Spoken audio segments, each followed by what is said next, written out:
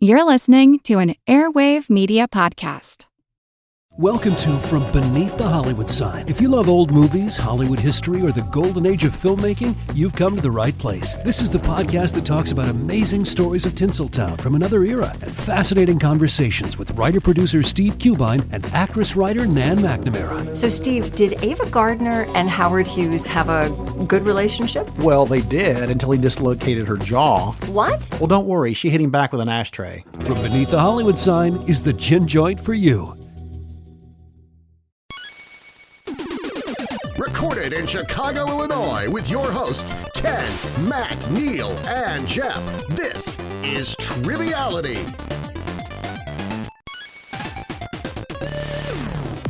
Hey, what up? It's your boy Ken, back with another episode of Triviality. I want you to smash that like button, hit subscribe. What's up, guys? Welcome back to our show.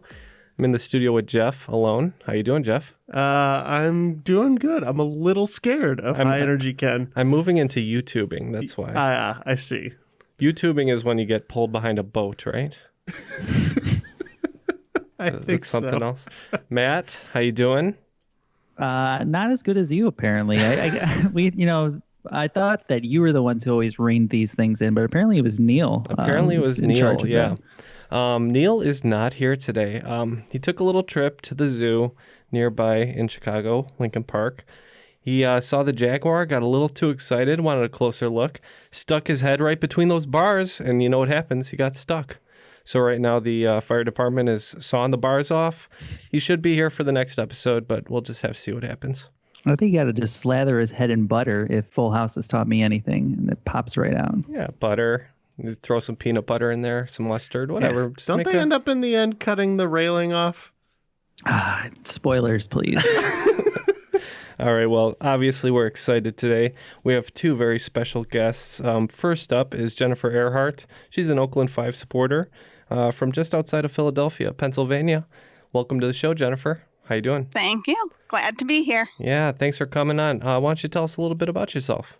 I am an environmental consultant that lives outside of Philadelphia, and I've been listening to the show for a while, so I'm glad to join today. Yeah, we're really happy to have you on. And we're also happy for our guest host today. It is Caitlin Joyce, returning once again. She is a Savage superstar, and she's from Raleigh, North Carolina. How you doing? I'm doing well. How are you guys? Great. Welcome back to the show. We missed you. Obviously, no Geek Bowl this year, and we had a blast the last couple of years doing karaoke and hanging out and stuff like that. So it's nice to see you again. Yeah, nice to see you guys too, even if it's virtually. Yeah. Well, we're in for a good game today. Matt has his WandaVision background, it looks like, on his Skype. He's spoiling all of us. I love the show. It's great, isn't it? Mm-hmm. So what do you get? What do you think's going to happen about that thing, huh? Oh, it is going to be a big spoiler thing that we're gonna talk about. All right, we are not going to talk about that on the show, but we will be getting the rules. The rules of the game are simple. 20 questions split into 2 rounds worth 10 points apiece. At halftime, there'll be a special swing round designed by this week's host. After regulation, players will enter the final round with the points that they've accumulated and will have a chance to wager 0 to 30 points on 5 categorized questions. At the end of the game, someone will be named the cream of the crop. Crop rules everything around me. Oh, the rules guy spoiled the whole thing. Why would he do that? We just said to avoid spoilers. Well, you can't really control the rules guy. He does his own thing. He does his own thing. Darren is a free spirit. An independent contractor, too. So, guys, what are you going to do for your team name today? Just to play off her last name and my love of Bret Hart and the Hart Foundation, we're going to be the Earhart Foundation. All right, sounds good. And since we're covered in snow for like the 3rd time in a week, Jeff, how about we be the snowmen? Sounds good. Or if you prefer the snow Ken. I want to build a snow Ken. All right, we'll be the snow Ken. So without further ado or any other puns that make me want to die, Caitlin, take it away. Let's get started. Your first category is going to be in TV. The British drama series I May Destroy You was created, written, co-directed, and executive produced by what woman? She also stars in the series as Arabella and previously starred in and created the series Chewing Gum. Okay, so we're not really sure on this one, to be honest. I don't think we've heard of these shows, right, Jeff? No, none that have come across my radar. Okay, so let's just pick a British actress and say Natalie Dormer. I think she's British. So Jennifer, you are in the same boat as those guys, right? No idea about the show or anything? No clue at all. So literally my only inroads to this was I saw some Twitter upset because it was not nominated for any Golden Globes, while Emmeline Paris, I believe is how you're actually supposed to say it, was nominated for some. All that being said, I know absolutely nothing, and we are also just going to say a British actress and go with Hermione herself, Emma Watson. Nice pick. Yeah, so this was full of controversy this week because it wasn't nominated for any Golden Globes, which was upsetting. This is actually Michaela Cole, spelled C-O-L-E, or C-O-E-L, sorry. Yeah, she's phenomenal in this series. It's heartbreaking and so well acted and deserved much better. But I always know part of things, and then it's like the part that would be helpful. No, skip that. That's Matt's Bane, as we like to call it, right? Mm-hmm. All right, getting into question number 2, which is in the category of art. Not to be confused with the Klimt painting, the sculpture titled The Kiss was created by what artist? The sculpture portrays lovers Paolo Malatesta and Francesca da Rimini, whose affair, subsequent punishment was immortalized in the Divine Comedy. We're in with a guess. Where does that leave us? Clueless. Yeah, unfortunately. So I think the Divine Comedy we said was possibly ancient Greece or in that area. So we were looking at old, possibly Roman sculptors, and oh boy, I mean Michelangelo's too late, right? I would assume so, but it's an answer. Yeah, when in doubt, go with the turtle. So we're gonna say Michelangelo. We thought about going with the turtle, but we just took a little bit of a left turn and picked somebody who was around the time of the turtles, and we said Titian. Yes, so this is actually Auguste Rodin, better known for The Thinker. More like the Stinker. Yeah. Yeah, that is a sculptor I could have named, but yep, wrong one. Yeah, I've been to his museum in Philadelphia. Maybe next time. Yeah. All right, let's see if we can get the ball rolling here with a sports question. Which 2 NFL teams are the only ones without a logo on their helmets, one of which got new helmets this past year? All right, we are going to go ahead and lock in. Okay, so very quickly we went with the Browns. We're pretty sure on that one. And then ... again. Mm-hmm. So we discussed... we basically just named all the teams. And then I think I really think that the Rams would be the only option because they did get new helmets, and they have that new weird kind of fresh LA logo. So do you want to go with the Rams? Yeah, I think that's our best bet. Okay, so we're gonna lock in with the Rams and the Browns. Okay, we too quickly locked in on the Browns. The other one was a team that recently changed their name for obvious reasons and are now known as the Washington Football Team, and we figured that there was no logo on there yet. As a guess. Yeah, so your correct answers are the Cleveland Browns and my favorite team name, which is the Washington Football Team, because it's hilarious. I'm sorry, it's not even the Washington Football Team, right? It's just the Washington Football team. Like it's a rubber stamp.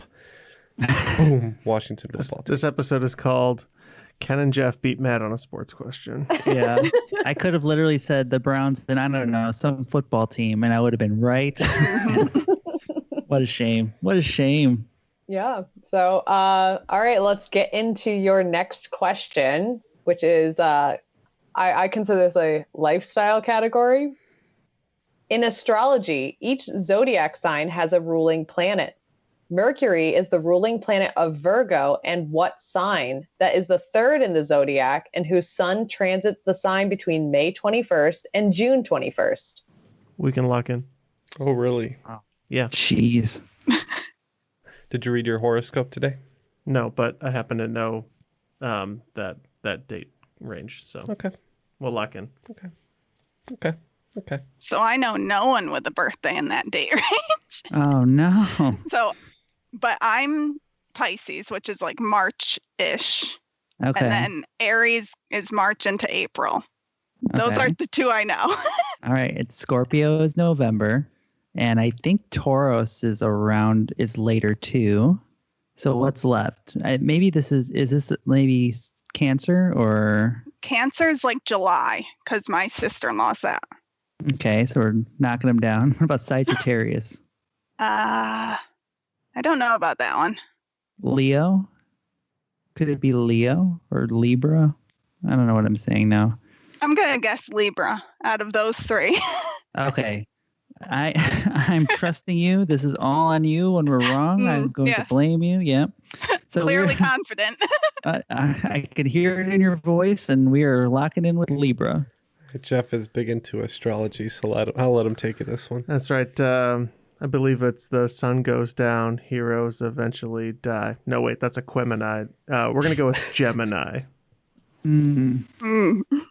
So this is my sign as well as my sister's, although we're not twins. This is Gemini. It also happens to be mine. Yeah. Can we change our team name to Twinsies? Twinsies. Twinning. Like that Will Smith movie, right? Yeah. Was that Gemini Man? Terrible. Yeah, so it's a terrible movie as Gemini Man. Fun fact, also, mutable signs like Gemini and Virgo are the signs of most serial killers. That checks out. Yeah. Yep. Verified. It does. All right. Let's get into your next question. This is in history. What Bavarian king, sometimes referred to as Swan King, is known for his extravagant architectural projects, including Neuschwanstein Castle? His spending was used against him to declare him insane and depose him before his mysterious death in 1886. Okay, I've been to Neuschwanstein, but for some reason my brain is malfunctioning today. I'm kind of marble-mouthed as well, so I think his name was Ludwig, but I'm kind of second-guessing that. Okay. Jennifer, you said you studied some German, or? Yeah, I took German all through middle and high school, and every year we watched a video on Neuschwanstein, and I told Matt I couldn't remember the guy's name, but Matt remembered, luckily. Yeah, I'm pretty sure this is Ludwig. Your correct answer is Ludwig Otto Friedrich Wilhelm, or Ludwig II specifically, King of Bavaria. Yep. I'm glad I remembered that. I don't know why I second-guessed that. I'm having a weird night. I know why you second-guessed it, because it's Ludwig II. Yeah, Ludwig II. Yep, Ludwig II. So if you need the Reginald number, there you go. All right, after 5 questions, the Snowmen, or the Snowken, as I guess we're calling it, have 30 points, and the Earhart Foundation, 10 points. So we are in the lead by just a little bit. All right, let's get into your 6th question. This is in drinks. What popular Italian cocktail is made of equal parts gin, vermouth rosso, and Campari, and is garnished with an orange peel? I don't like it. I don't like this question. So let's get the next one. All right, we will discuss. The only one I can think of that is gin dominant, I think that has an orange peel, and vermouth.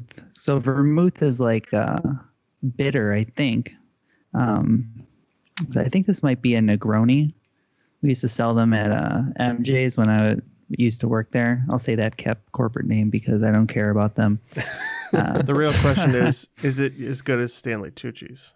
No. Are you okay with locking in with Negroni? Yeah, definitely. Okay, we're going to lock in with Negroni. Okay, we had absolutely no idea. So after my Italian grandfather, we're calling it the Orange Giuseppe. Well, no offense to your Italian grandfather, but I'm afraid that's incorrect. The correct answer is a Negroni.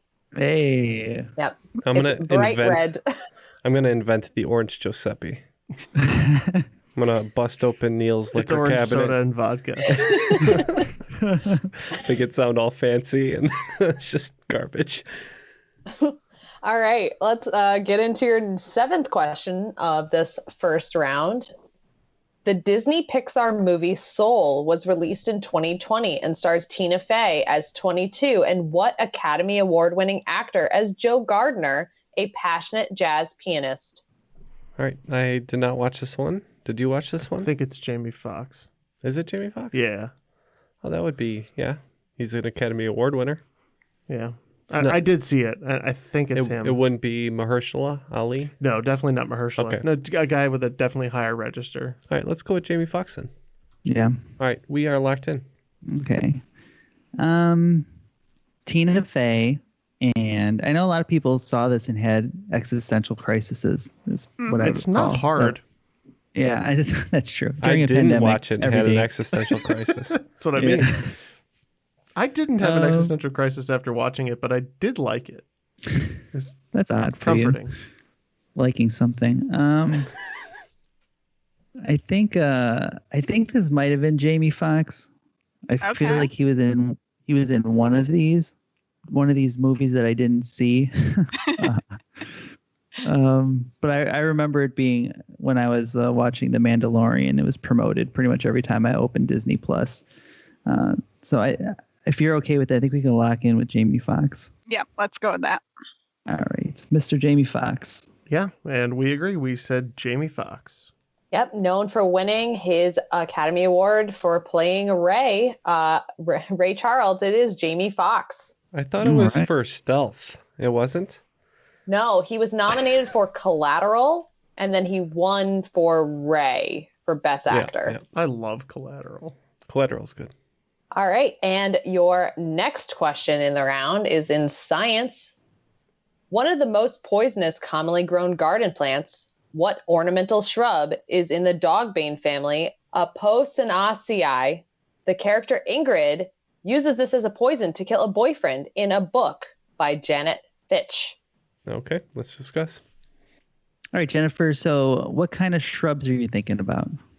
The only thing I thought of originally was hydrangea, but I don't think that's right.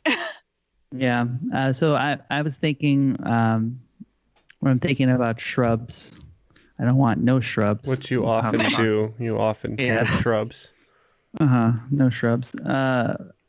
I'm thinking of something that would be common that would potentially be poisonous. And I remember that we had a rhubarb plant behind one of my apartments that I used to live in. And my parents told me that the leaves were actually poisonous.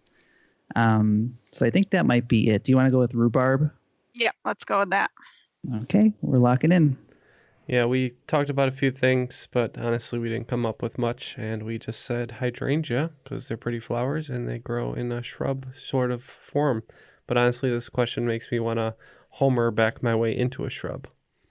So the book in question for this was a bestseller in 1999. They made a movie out of it. And that was the hint because it has the words of the shrub in it. It's called oleander.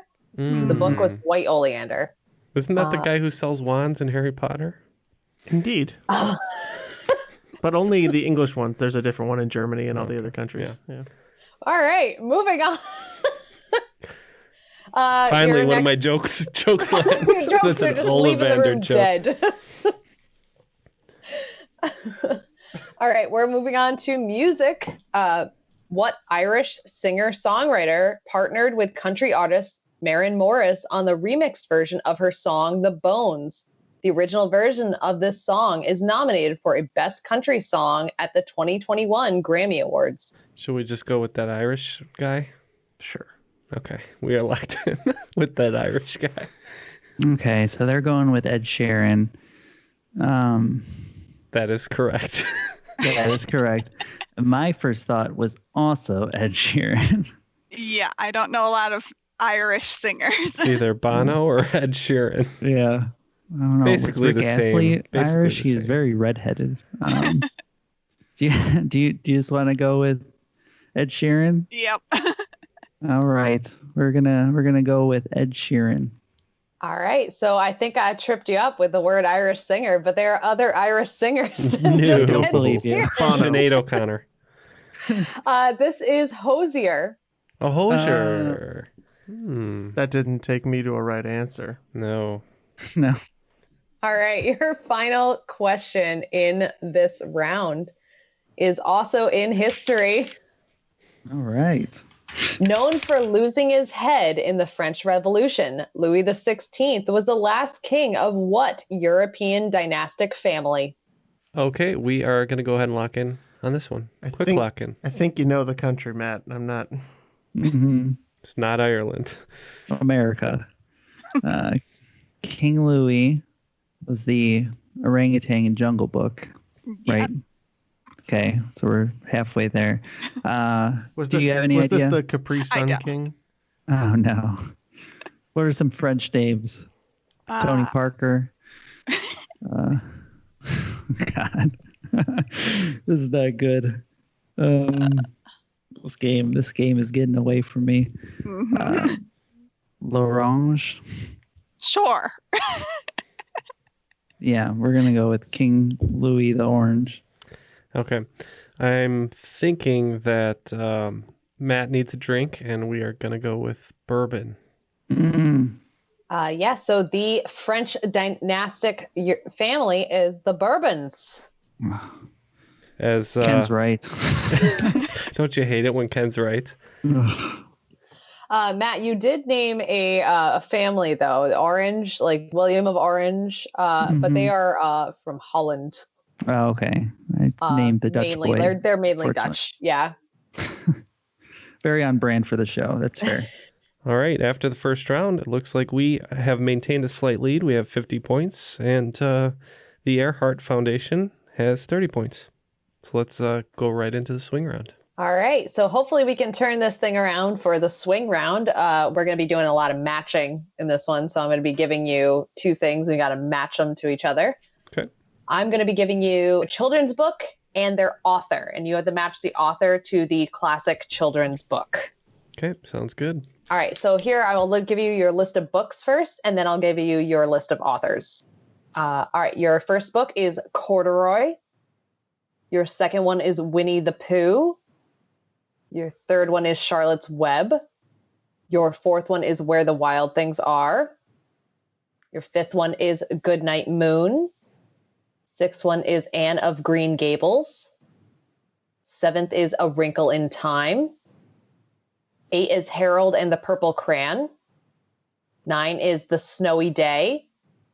And 10 is The Story of Ferdinand.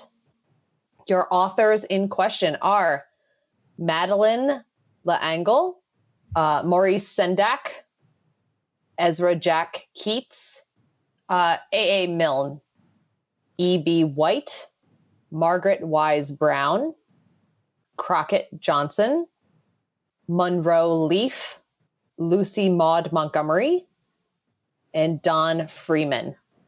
All right. We will consider these children's books. Have you read these, Jeff?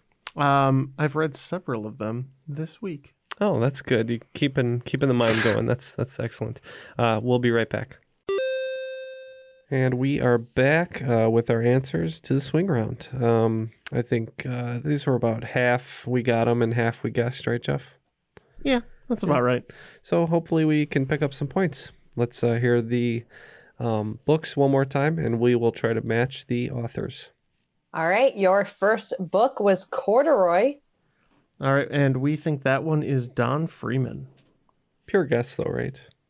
Yeah, I mean, that was like the last book I knew, like I had read, and the last author that sounded familiar. Okay. So. Yeah, so for Corduroy, we guessed Ezra Jack Keats. So this author is Don Freeman. Good job to Jeff. All right. Your next one is Winnie the Pooh. That one was a little easier for us. That is A.A. Milne. Yep, we were pretty happy to get one of these right, and we also said A.A. Milne. Yes, that is A.A. Milne. All right. Your third one is Charlotte's Web. Again, a little bit more gettable. E.B. White. Yep, and same thing here, E.B. White. Yeah, that is correct. It is E.B. White. Your fourth one was Where the Wild Things Are. Yep, one of our favorites, Maurice Sendak. Also had Maurice Sendak. That is correct. Maurice Sendak is the right answer. All right, your fifth one was Goodnight Moon. So at this point, we were kind of running out of authors to pick, and we just kind of picked one that sounded familiar, so we went with Brown. And We had a similar situation. We had two we went between, and we went with Lucy Maud Montgomery. Yeah, so this author is Margaret Wise Brown. This is not good for us. Your sixth one is Anne of Green Gables. All right, so for Anne of Green Gables, we thought this was Lucy Maud Montgomery. And this one we got wrong because we said it was Brown. Yep, Anne of Green Gables author is Lucy Maud Montgomery. All right, your next one is A Wrinkle in Time. One of the few that I know that I read probably about third grade, fourth grade. I think this is Madeline L'Engle. However you say the last Jeff was an advanced reader. Yeah. And we went with the same thing, Madeline L'Engle. Yep, the correct author is Madeline L'Engle. All right, and your eighth one is Harold and the Purple Crayon. So far, we bet correctly on all these, and it's just down to these last three, which were pure guesses. We said Leaf. I thought this one sounded funny, and we just went with Crockett Johnson. Yeah, this is my favorite sounding author name on this list, honestly. It's Crockett Johnson. All right. And the streak is over. The dream is dead. We were due. That's what it was. All right, your ninth one is The Snowy Day. For this one, we went with everybody's favorite time-traveling superhero, Crockett Johnson. And we had guessed Don Freeman. This is Ezra Jack Keats. All right, and that leaves your final one, which is my favorite book from when I was a kid, is The Story of Ferdinand. Now, who is Ferdinand? The bull? He's a bull. Oh, yeah, they made that movie about it. Right. Anyways, we guessed Keats. That's wrong. I think that left us with the right answer. I think we said Leaf. Yep, the correct answer is Monroe Leaf. All right. So nicely done, guys. All right, picking up 35 in the swing round is us. That brings us to 85, and picking up 30 in the swing round is the Earhart Foundation, and that brings them to 60. Let's move on to round two. Yep, your round two. First question in round two is going to be in sports. What medieval sport became the official state sport of Maryland in 1962? Tournaments in the sport have been held in the state since early colonial times. I know I check out medieval sport all the time at Medieval Times. You guys Very ever local been? reference. Is it? It's no. They have locations all over the place. We went to one in sixth grade for a field trip that was in New Jersey. So no reason to stop when you reach adulthood. That's all I'm gonna say about that. As long as you're everyone belligerent. Everyone needs a turkey leg. Yeah. I found that the key to having fun at medieval times is belligerency. You're not wrong. All right, let's discuss. Jousting. Jousting? That's a medieval sport. I think so. Archery? I think it's jousting. Could be archery. It could be archery. I like jousting. I do too. But do I've they mean never like, been to medieval times. Do they mean jousting like the arcade game Joust? No, I literally think they're just trying to run pikes into each other. Okay, we will say jousting. Yeah, and I was thinking because they have the shield basically on their flag, it would make sense that it'd be jousting, right? Yep. Yeah, and that's the only medieval sport I know. Yeah, so we're going to lock in with my favorite arcade game of the 70s and say joust. Yeah, so your correct answer is jousting. All right. Jeff and I are going to go out back and do some jousting right after this, but in our cars. I've done it in kayaks before with squirt guns. It's fantastic. With squirt guns, did you say? Yeah. My nephews, me and my brother rowing at each other, and my nephews with squirt guns in the back. Just use the oars to try and knock you. I would totally do that. Knock you out of a canoe, Jeff. All right, so getting into your second question of the round, this is going to be a literature question. Concrete Rose is the newest release by Angie Thomas and the prequel to what book? This book takes place 17 years prior and in the same neighborhood of Garden Heights. So it's The Hate You Give. I've read it and I am looking forward to reading the new one. So. Oh, okay. I think they had a Netflix special, right? Maybe. It was made into a movie. Gotcha. I haven't seen the movie. All right. Well, then that's awesome. We're locked in. We have no idea, so we're just going to tap on this one. Yeah, so the correct answer to this is this Concrete Rose is the prequel to The Hate U Give. But I look forward to reading it too, because I really enjoyed The Hate. Well, enjoyed is a rough word. Yeah, exactly. But like, it was a really good book. Yes, it was an impactful book. Yes. Question 3 in your second round is going to be in movies. What 2021 black and white romantic drama written and directed by Sam Levinson is garnering Oscar buzz for Zendaya? The film was the first Hollywood feature to be entirely written, financed, and produced during the COVID-19 pandemic. It's in my queue. What's it called? I was just like, oh, this one, I want to see this in the queue. I didn't even look at it. Yeah, you can't open Netflix without it being like shoved in your face. I love Zendaya. Do you know this one, Jennifer? I don't. Okay, we can lock in. I know it. Nope, I'm not going to get it. Sorry, Jeff. Got to tap. All right, I believe the name of that movie is Malcolm and Marie. Yeah. So this is garnering a lot of interesting reviews right now. Everyone says the acting is phenomenal, but the screenplay itself is a little bit interesting because it's written by a white person. But this is Malcolm and Marie. Yeah, I hear good things. Yeah. All right. So getting into your fourth question of the round.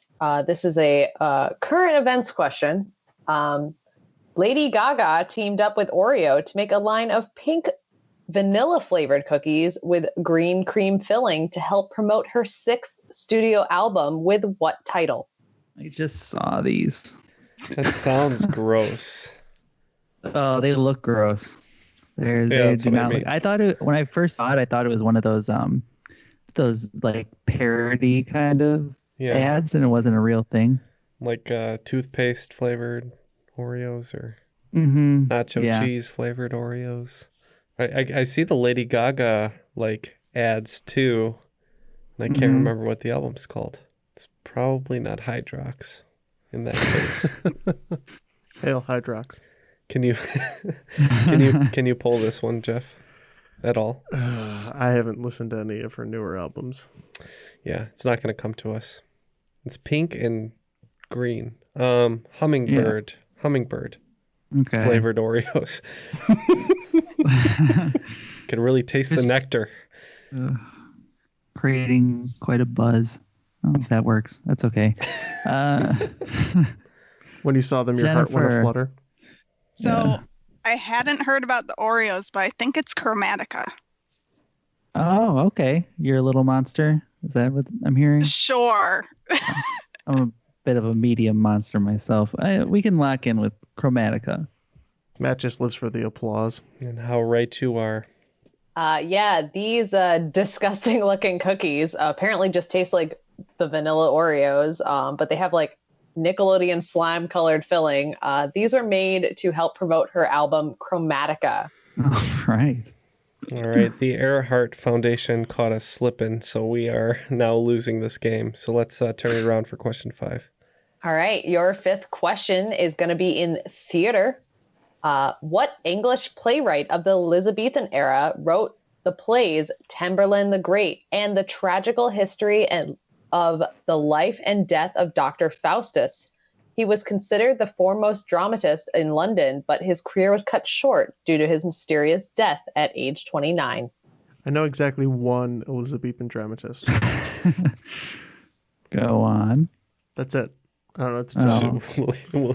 William Shakespeare. Billy Shakes. Billy Shakes. Sad to say, but I've had nothing on the last couple. I Got Nothing was the title of my sex tape. Why haven't they made a movie about this? Then at least Neal would know. Exactly. I would. And then after he answered it the 5th time on the show, I would remember it. Believe it or not, I was thinking about Shakespeare in Love, but it's been too long since I've seen that. I don't know. Let's go with another English person and say Emma Watson again. Sounds great. Yeah, we had nothing, unfortunately, so we got to tap on this one. So this is... I know you were talking about how you wish there was movies made of this. Well, it was briefly in Shakespeare in Love. This is Christopher Marlowe. Is that Ben Affleck? No, that is Rupert Everett in that movie. Okay. Yeah, so I was on the right track. I just couldn't. There's no way I was going to pull that. But Yep. But he was Shakespeare's rival, and he's one of the people who people say may or may not have written some of Shakespeare's plays. all right. After that 5 questions in the second round, we lost the lead. It's 100-95. So you guys surged early in that round. So good job. It was a roaring comeback. It's more where that came from, probably, maybe. Yeah, right. All right, let's go. All right. Your 6th question of the round is in TikTok. Yes. Neal's for me. gone. I feel like every game is written for Neal now. That's because he's a smart cookie, man.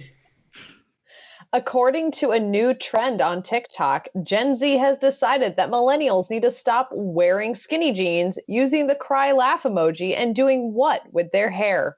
We can lock it in. Of course. Good. I just read this too. I don't know why I was on BuzzFeed or something. But, doing what with their hair? Oh, it's the side part. Okay. That's the side part, which I can't do anymore anyways, so it's fine. Matt, can you do that? How's your regrowth coming? It's male pattern baldness does not lend itself to the middle part that Gen Z is preferring at this point in time. The answer is side part. So in the long list of things that Gen Z is shaming millennials for, we now can no longer side part our hair. So the correct answer is side part. Gen Z can pry my skinny jeans off of my sweaty calves. There was a whole thing about so Target released put their spring clothing out, and people wandering around wondering what year it was, because it's like for women it's baby doll tops, it's cut off cardigans, it's like short overalls that are pastel colors, and like the Disney things we used to wear in the 90s, the shirts with the Disney characters on them. And I'm just like, if they bring back Junko jeans, I'm out. I'm out. And finally, the crop tops, which are still not available at TeePublic, but you should go to our store and buy a t-shirt. They are available if you buy a full-size t-shirt. And then cut it. And then you screw it up, so you have to buy another one. Buy as many as you need. It's fine. They'll be there. Buy a practice one first, and then you buy the real one. All right. Your 7th question in the round is going to be in super duper current events, because this happened yesterday. Whoa. During his MVP speech at the 2021 NFL Honors, Aaron Rodgers revealed that he is engaged to what actress known for her role in Big Little Lies? And he moved on from Olivia Munn pretty fast, huh? Mm-hmm. What the hell? That guy and his mustache.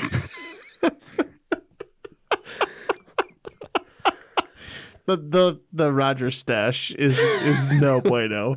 Like you have to be rich and famous to get away with that. It's ugly me, of a mustache. Aaron Rodgers. Do you know? Because nobody who had like real friends who weren't kissing your ass constantly would tell you that looked good. Okay, we are locked in. Jeff has finally pulled an answer by himself, and that answer is? We guessed Shailene Woodley. Well, that would probably be a pretty good poll, because I'm pretty sure the answer is Shailene Woodley. So found out yesterday when he let it slip in his speech that he is engaged to Shailene Woodley. The return of the Reservoir of Genius. Except this time it's on this side of the table. Reservoir and this side of the of Genius. Look at those pipes. Jeff, been holding out on us. So your 8th question in the round is in TV. What comedy drama television series created by Darren Star premiered on Netflix in October of 2020? The series was controversially nominated for a Golden Globe in the Best Television Series and Best Actress in a Musical or Comedy categories. Why did I read the Golden Globe nominations if I wasn't going to remember anything? This is like bad trivia practice. Just in general, my life, bad trivia practice. Jennifer, you know this one? No. We can lock in. Matt. All right. Dramedy Netflix series, October 2020. Seems like a long time ago. It's too much on Netflix. They said they're going to put out a movie every week this year. Okay. So they're just putting out content. That's not even a lot. I mean, how many movies usually come out in the box office on a weekend? A couple? Yeah, but I guess. I don't know. I don't know this one. Nominated for in the musical or comedy category? Yeah, she said it was a dramedy. Yeah. So I don't know. Yeah, I don't know either. Atypical is a show on Netflix. We'll pick that. That's definitely a dramedy. It's funny because I did mention the name of this show earlier.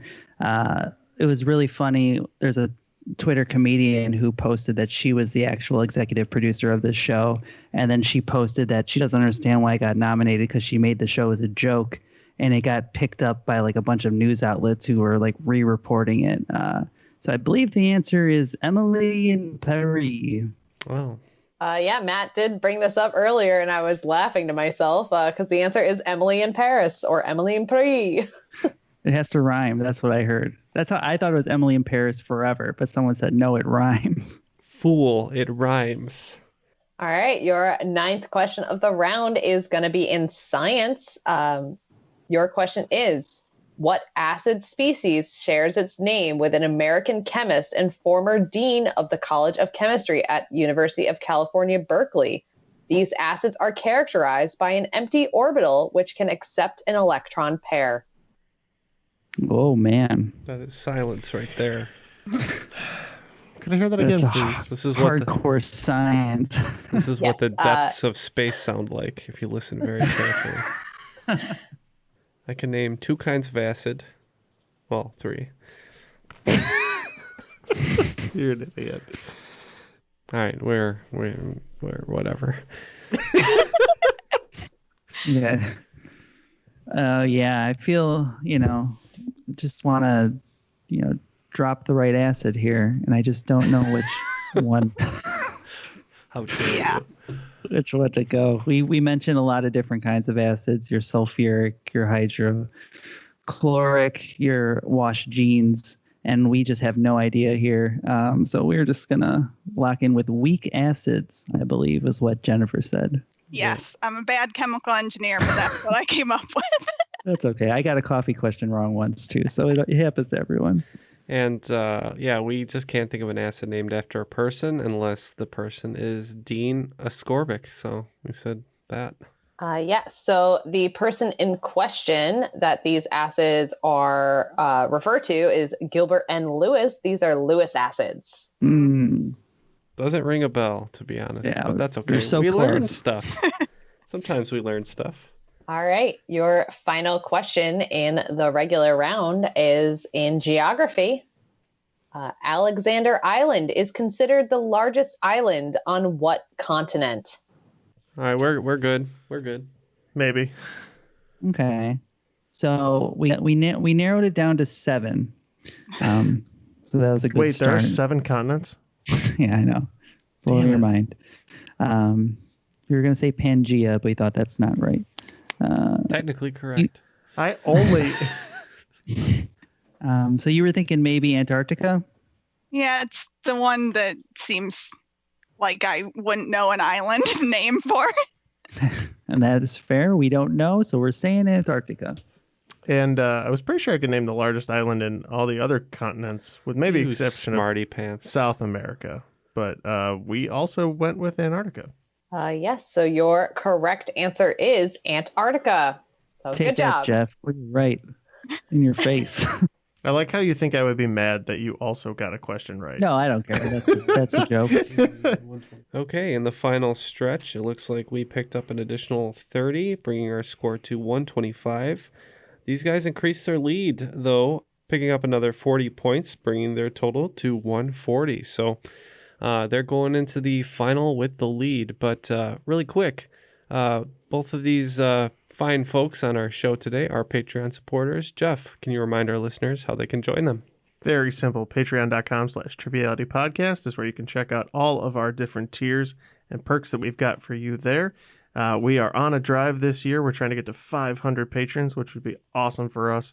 And we are very appreciative of the support that we've been given so far. It's allowed us to do a lot of extra things like add new content publicly and behind the scenes for those of you who are interested. So check it out. Patreon.com/Triviality Podcast.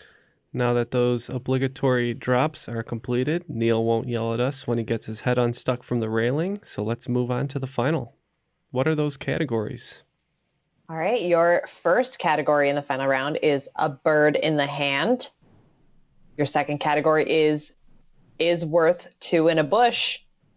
3, cruel to be kind. 4, you're barking up the wrong tree. 5, a penny for your thoughts. Now, is penny for your thoughts, is that spelled THOTS? Is penny capitalized or lowercase? Now I have an opportunity and I'm mad.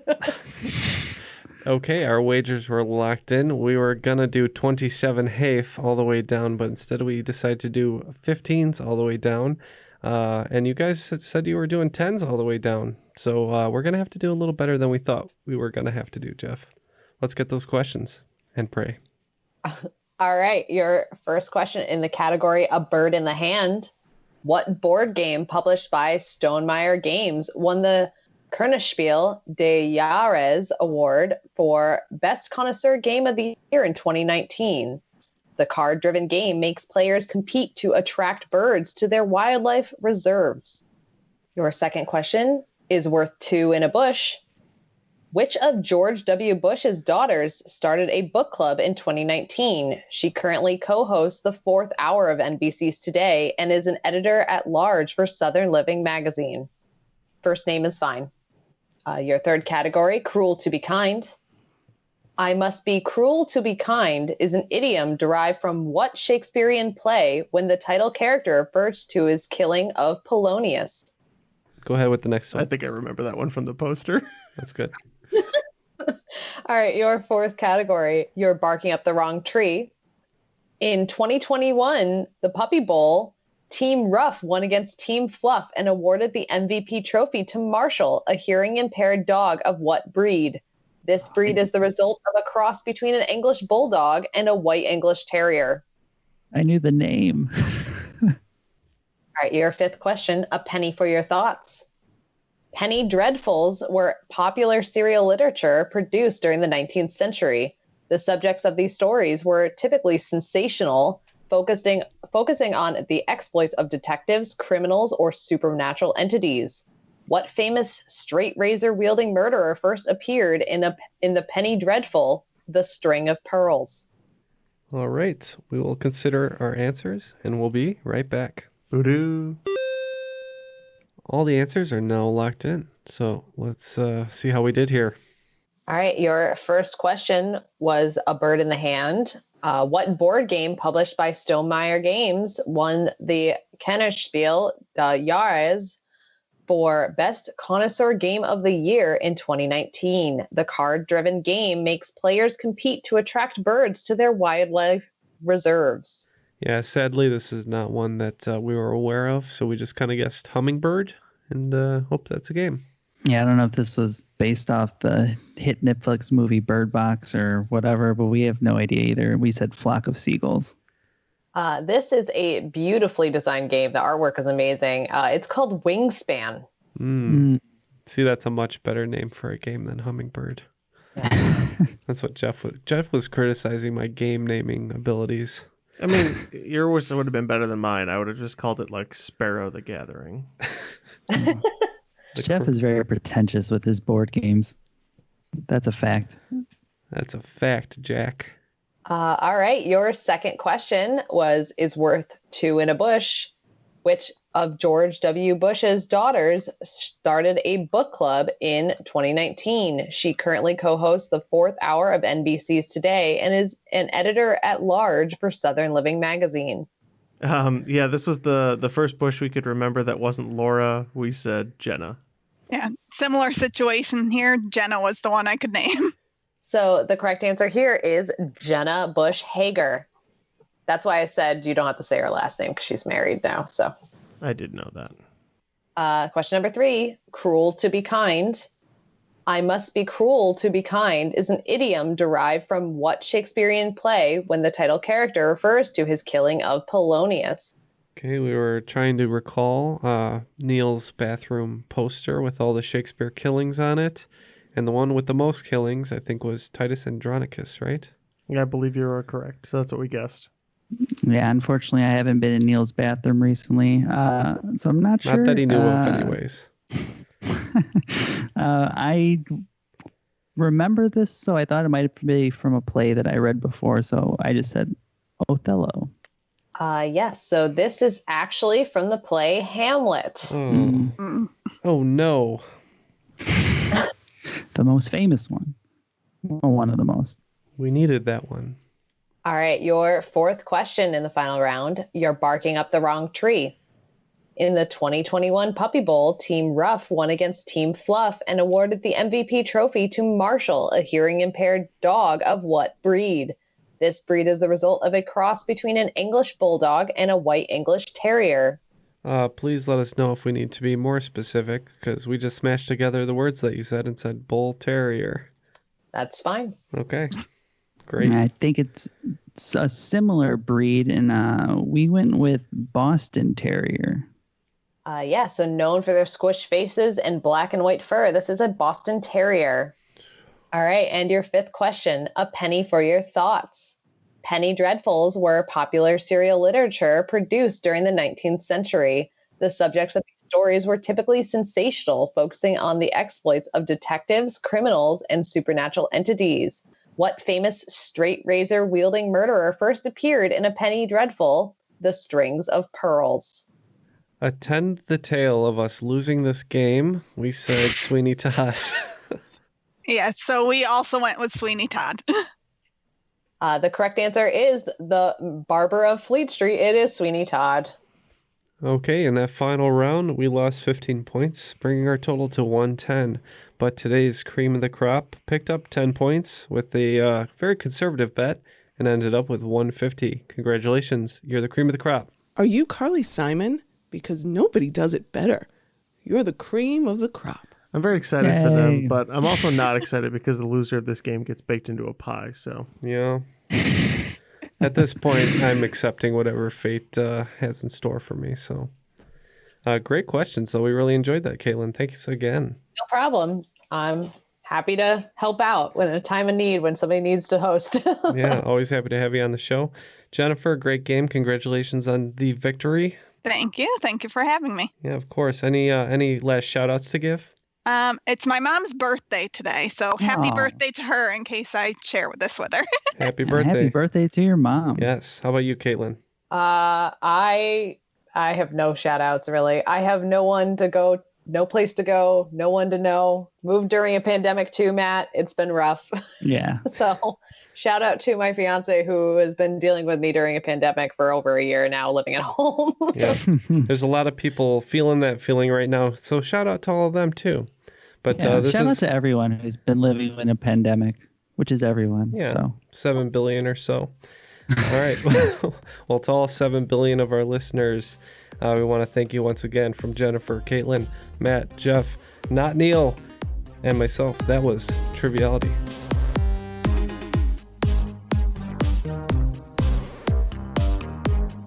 A lot of editing on this episode because of me, by me. I know. You only have yourself to blame. I'm my own worst enemy. I'm missing my right-hand man. Oh, you're my right leg man. Nice. And Matt is in LA.